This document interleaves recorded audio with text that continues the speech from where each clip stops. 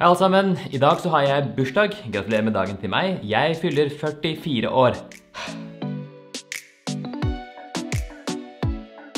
På en dag som dette så reflekterer man jo selvfølgelig over liv og død og hvor lenge man har lyst til å leve. Og personlig så tror jeg at jeg kunne godt tenkt meg å leve i flere hundre år, så lenge hjernen og kroppen holder følge. Jeg mener, det er jo så mye spennende å oppleve i fremtiden. Tenk alt det flotte fremtiden har å by på av teknologi, kultur, musikk, medisinske nyvinninger. Og jeg er så nysgjerrig på fremtiden. Jeg har ikke lyst til å forlate denne jorda her. Jeg har lyst til å få med meg alt som skjer.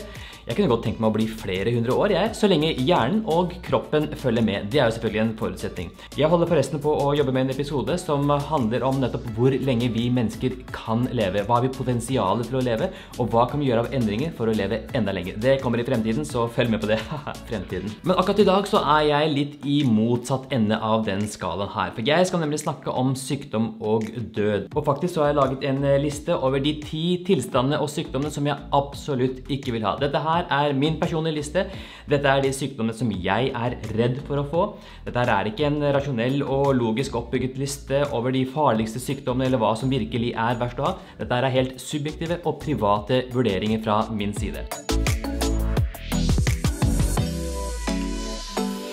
Nummer 10 på lista mi er blindhet. Blindhet er jo ikke en sykdom i seg selv, men mange sykdommer kan lede til blindhet. Og jeg er redd for å få blindhet fordi for meg så er synsinntrykket det viktigste, og det er det sikkert for veldig mange andre også. Jeg elsker å bruke øynene mine, se ting, det er det som gir meg mest informasjon. Så det å tape den sansen, det vil vært helt forferdelig for meg. Så nummer 10, blindhet. Nummer 9 på lista mi er hjerneblødning. Jeg har sett en del pasienter som kommer med akutte hjerneblødninger, og det finnes jo selvfølgelig mange ulike grader av det. Noen hjerneblødninger trenger man ikke å merke i det hele tatt, mens andre kan være alvorlige og til og med ta livet ditt. Det som skremmer meg mest med hjerneblødning er at det kan komme ut av det blå helt uventet og ha katastrofale følger. Og selvfølgelig så kan det jo skade hjernen og gi betydelige kognitive svekkelser. Nummer 8 på lista mi er en tilstand som heter systemisk sklerose. Det er ikke en vanlig tilstand, det er en ganske sjelden tilstand. Det er en slags revmatisk lidelse som påvirker både hud og ledd og indre organer, og som fører til at spesielt huden og også indre organer blir stive og mister funksjon. Da jeg jobbet på Rikshospitalet så jeg en del pasienter med denne tilstanden her, og det gjorde inntrykk på meg. Og det som skremmer meg ved denne tilstanden her, er at behandlingen er dessverre ikke så veldig god foreløpig. Riktignok så har man den siste tiden begynt med såkalt stamcelletransplantasjon for systemisk sklerose, men resultatene derfra er også foreløpig ikke gode nok. Nummer 7 på lista mi er fra mitt eget fag, det er ulike kardiomyopatier. Det vil si sykdommer som rammer hjertemuskulaturen. Man kan enten få for tykk hjertemuskel, eller for tynn, eller at hjertet utvider seg, og alle disse tilstandene her fører etter til det som kalles for hjertesvikt. Det gir selvfølgelig dårlig livskvalitet og mange plager, men et annet problem med kardiomyopatier er at det kan gi plutselig død. Det kan utløse en farlig hjerterytmeforstyrrelse og hjertestans. En plutselig død er selvfølgelig ikke ille for den som dør, men for de etterlatte så kan det være veldig vanskelig å forholde seg til. Mye kan være ugjort og uoppgjort. Det kan være økonomiske, juridiske ting, og det kan være en stor belastning for de etterlatte. Det er selvfølgelig ikke verre enn å miste en man er glad i, men likevel, de brå og plutselige følgene av eventuelle kardiomyopatier er det som skremmer meg ved disse sykdommene. Nummer 6 på lista mi er leddgikt. Det finnes jo mange forskjellige former for leddgikt. Det er også en revmatisk lidelse, og pasientene har store plager i form av hevelser, smerter og deformiteter av leddene. Det finnes mye god behandling mot leddgikt, men en del av behandlingen har også sterke bivirkninger. De pasienter som er verst rammet, de blir betydelig funksjonshemmet, og mange kommer seg dessverre ikke engang ut av huset. Nummer 5 på lista er en tilstand som dere kanskje ikke hører så veldig mye om, men det er kronisk nyresvikt. Jobben til nyrene er jo å filtrere blodet og produsere urin,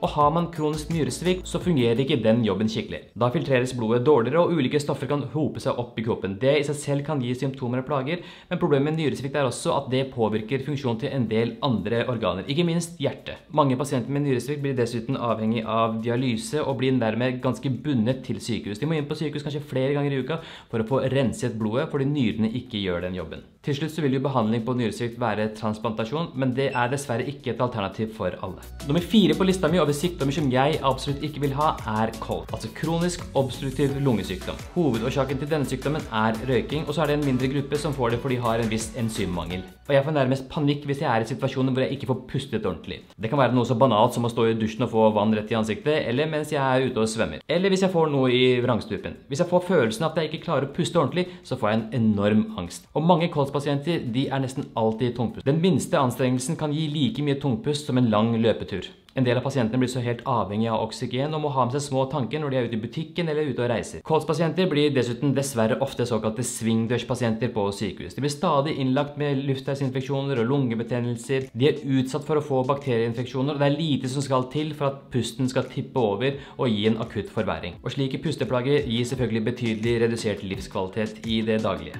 Nå har vi kommet til de 3 øverste plassene på lista mi, og nummer 3 på lista mi er kreft. Det finnes selvfølgelig mange ulike kreftsykdommer, og alle er ikke like alvorlige. Noen kan du leve lenge med, du dør ikke av dem, du dør med dem, mens andre kan ta livet relativt tidlig også. Og det som virkelig skremmer meg med kreft er vilkårligheten og tilfeldigheten som kreft rammer med. En del andre sykdommer er jo avhengig av livsstil og har risikofaktorer, men så ofte så kan man få følelsen at kreften kommer ut av det blå. Jeg har sett flere eksempler på mennesker som har levd sunne liv, men likevel blitt rammet av kreft. Nå er det selvfølgelig sånn at en del kreftformer har risikofaktorer, spesielt røyking er en viktig risikofaktor, men vel så ofte så ser vi også at pasienter får kreft uten at de har levd på sånn måte at de skulle være spesielt utsatt. Og så er det selvfølgelig det at kreft er en alvorlig sykdom og tar mange liv. Selv om vi etter hvert har fått god behandling på en del kreftformer, så er det fortsatt mange pasienter som dør av kreft, og det skremmer meg. Nummer 2 på lista mi over sykdommer som jeg absolutt ikke vil ha er ALS, altså amyotrofisk lateral sklerose. Dette er en sykdom som rammer nervene som går til musklene og styrer bevegelsene. Sykdommen utvikler seg gradvis slik at man blir svakere i muskulaturen, og til slutt så blir man helt lammet. I verste fall så kan hele kroppen bli lammet, og etter hvert så kan det også gå utover pusteevnen. Slik at en del pasienter med ALS,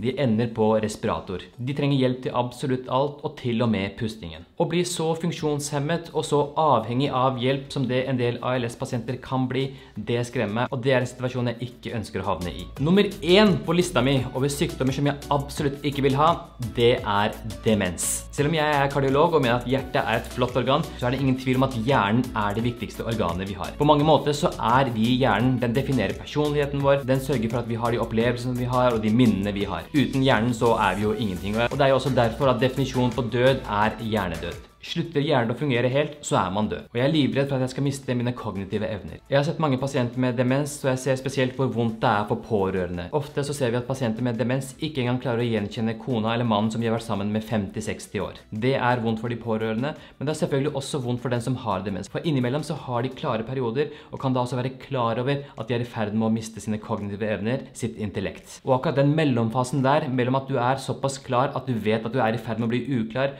den følelsen tror jeg må være ganske vond. Så jeg er livredd for å miste mine kognitive evner, intellektet mitt, og jeg gjør det jeg kan for å forebygge demens. Om det fungerer eller ikke, det vet jeg ikke, men jeg prøver å utfordre hjernen min hele tiden, lære meg nye ting, pugge ting, trene opp hukommelsen min. For eksempel så driver jeg med kryssord, og når jeg skal overføre personnummeret til en pasient, 11 siffer, fra for eksempel datamaskinen og over til et ultralydapparat, så prøver jeg å pugge alle 11 siffrene på en gang og overføre de til ultralydapparatet. Jeg forestiller meg at ved å pugge tall på den måten her, så trener jeg opp hjernen min, og kanskje kan jeg utsette eller forebygge demens på den måten der. Og det er 2 ting som jeg har tenkt å lære meg nå som jeg har blitt 44 år, for å trene hjernen min ytterligere. Nummer 1, jeg skal lære meg å spille piano, og nummer 2, jeg skal lære å jonglere. Og jeg håper at det styrker hjernen min, hukommelsen min, og klarer å utsette eller forebygge demensen. Det var da altså lista mi over de 10 tilstandene som jeg personlig absolutt ikke vil ha. Og igjen, jeg gjentar, dette her er ikke nødvendigvis en objektiv liste, en rasjonell liste over hva som er de farligste tilstandene. Dette her er mine personlige, subjektive meninger, og hva jeg frykter mest for min egen del. Og jeg vet jo at en del av dere som ser denne episoden her, kanskje lever med noen av disse tilstandene som jeg har på lista mi, og tenker at jo, det går helt greit å leve med disse tilstandene her. Det har dere helt rett i. Jeg ser masse pasienter daglig som lever med disse tilstandene her, som får god behandling og lever flotte, gode liv likevel. Men igjen altså, dette er hva jeg frykter for min egen del.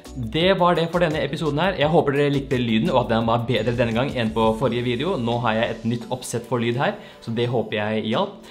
Hvis dere liker kanalen min, så setter jeg stor pris på at dere abonnerer på den, og at dere ser videoene mine, gir meg tommel opp og deler det videre til andre, slik at også andre kan ha glede og nytte av informasjon som jeg deler herfra. Ha en fin dag videre, og gratulerer med dagen til meg selvfølgelig. Vi vil gjerne gratulere med dagen under her, da blir jeg veldig, veldig glad. Ha det bra!